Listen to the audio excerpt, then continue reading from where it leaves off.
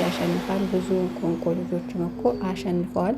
ዜዶ ያው ታዋቂ ስለሆነ ሶሻል ሚዲያ ላይ ስለሚታወቅ ሰውን የሚስብበት አሁን ለዚህ ጨዋታ አይደለም፣ ለወደፊቱ ነው።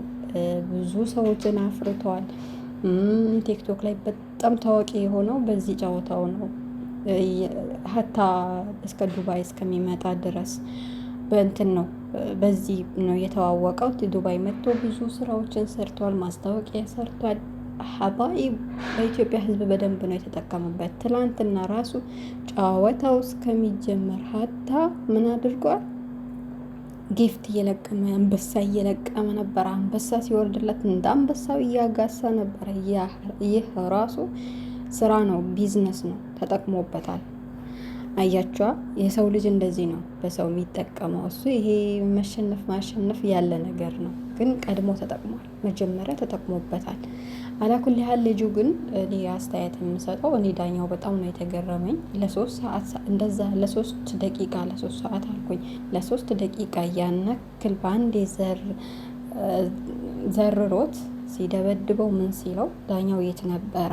ሲቀጥል ሌሎቹ ሲጫወቱ አይቻለሁ። በዜዶ ሲጫወት ተኝቼ ነበረ። የተቆራረጠ ቪዲዮ ነው የደረሰኝና ሌሎቹ ሲጫወቱ መጀመሪያ ላይ ማናቸውም ኃይል እያሳዩ አልነበረም። በቃ ጨዋታ እንዴት እንደሆነ እያሳዩ ነበር። ገባችሁ? በጣም ለብዙ ደቂቃዎች እየተጫወቱ ምን እያሉ እርስ በራሳቸው ደክሟቸው 2 3 4 የረፍት እስኪሰጣቸው ድረስ እንትን ይሉ ነበረ። ግን ይህ ልጅ እንዴት አንዴ እንትን ብሎ እጁን ለመስበር እየሞከረ ነበረ። እነሆ አጋጣሚ ተደውሎብኝ ተዘግቶብኝ ነበር ማለት ነው፣ ተቋረጠብኝ ማለት ነው። አይዳው ኩል ያህል የኢትዮጵያ ሕዝብ በጣም ብዙ ነገሮች እያሉ ነው። እስካሁንም ድረስ እየተንጫጫ ነው። ዜዶ ግን ስራውን እየሰራ ነው። ማስታወቂያውን ጀምሯል። በህዝብ እኮ እስከ 3 ወር ድረስ ማስታወቂያ ደረሰበት። ከኢትዮጵያ ሰራበት። ከኢትዮጵያ እስከ ዱባይ ድረስ አንጨረጨረው፣ ማስታወቂያን ሰራው። ከዛ በላይ ገንዘብ እዛ ተጫውቶ ከሚያገኘው በላይ ገንዘብ አግኝቷል። ሀቂቃ ነው ምላችሁ ማለት ነው። አሁንም ደግሞ ወደ ስራው ተመልሷል። በነገራችን ላይ በደንብ አድርጎ የኢትዮጵያን ህዝብ ውስጡን ያወቀው ዜዶ ነው ብዬ ነው ማስበው። የኢትዮጵያ ህዝብ እኮ በነዳኸው ቦታ የሚነዳ ነው እና አላኩል ያህል ምንላችሁ ፈልጌ ነው ስራውን እያስተዋወቀ ነበረ። በአንዳንዴ እኮ መጥቶ እየተናገረ ነበር። እኔ እኮ አልወዳደርም፣ እኔ እግሬን ተሰበርኩኝ፣ እኔ የሆነ ነገር ሆንኩኝ እያለ ይናገር ነበር።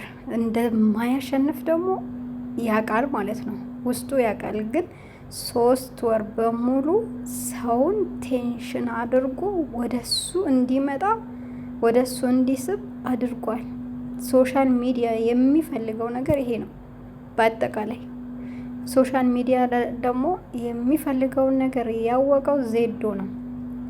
አንዳንዶች አሉ አሁን ልክ ጠዋት ስንነሳ ራሱ ቤታቸውን ከፍተው እየተራገጡ ምን እያሉ እንደዚህ አድርገን ነበር፣ እንደዚህ ጠብቀን ነበር ምናምን ብለው ሲመጡ እሱ ቤቱን ከፍተው የሆነ ነገር ይናገራሉ ሲል ይኸው እኛ ራሱ ተናግረናል። ሀቂቃ በቦታው የተካሄደው ነገር የተከሰተው ነገር እኛ ራሱ እንደ ሀሳብ አስተያየት ይዘን ስንመጣ እሱ ግን ያ ረስቶት የሚያገኘው ከአሁን በኋላ የሚያገኘው ገንዘብ የማስታወቂያው ገንዘብ እያየ ዛሬ መጥቶ ማስታወቂያ ሰራ።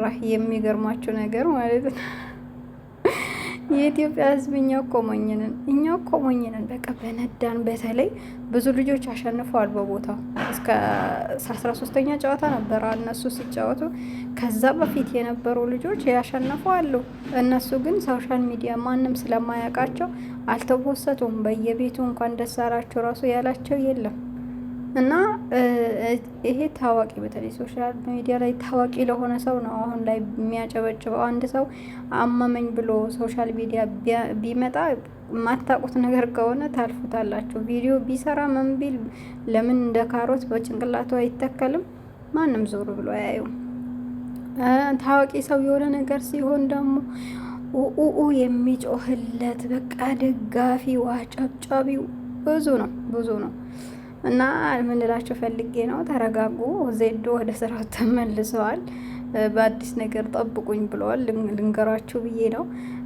የማዳም ቅመሞችም ደግሞ ያው ለራሳችሁ እዛም ሆናችሁ ይጠቅማችኋል እና ስፖርት ስሩ። አንዳንዴ ስፖርት ስሩ ሲባል እኛ ስራ እየሰራን ነው፣ ፎቅ ላይ እያለን ስፖርት እየሰራን አይደል እንዴ ትላላችሁና ስፖርት ይለያያል ልላችሁ ፈልጌ ነው። ድምፄ ትንሽ ተቀይሯል፣ ይቅርታ ጠይቃለሁ። ለማንኛውም ቤቱን ሰብስክራይብ አድርጉ። በአዲስ ነገር እመጣለሁ። እኔም እንደ ዜዶ አዲስ ነገርን ይዤላችሁ እመጣለሁ። ከፈለጋችሁ ማስታወቂያ የሰራበትን ይዤ መጥቼ ፈታፈትላችኋለሁ። እናንተ ብቻ በእናንተ የሚጠበቀው ላይክ፣ ሼር፣ ሰብስክራይብ ማድረግ ነው። ስልካችሁ ላይ ስለሆነ አንዱን እናት አንዱን ደግሞ የእንጀራ እናት አታድርጉ እንጂ። እንደውም እኮ የምትቀርቡን የማዳም ቅመሞች ለእኛ ነበር፣ እኛን ነበር ማበረታታት የነበረባችሁ። እኔማ ካሁን በኋላ እየሄድኩባችሁ ልመጣ ነው መሰለኝ። ከማዳም ቤት ወጥቼ ዩቲዩበር ሆኜ በቃ የማዳም ቅመም እኮ የማዳም ሸቃላ እንደዚህ ናት፣ የማዳም እንደዚህ እንደዛ ናት እያልኩኝ እመጣለሁ። የዛኔ ስሰድባችሁ ልሰድቡኝ በመጣችሁበት ታዩኛላችሁ ብዬ ነው። ለማንኛውም መልካም ቀን መልካም ምሽት ተመኘሁላችሁ። ባላችሁበት ሰላማችሁ ብዝት ይበልልኝ እያልኩኝ በዚህ ልሰናበታችሁ።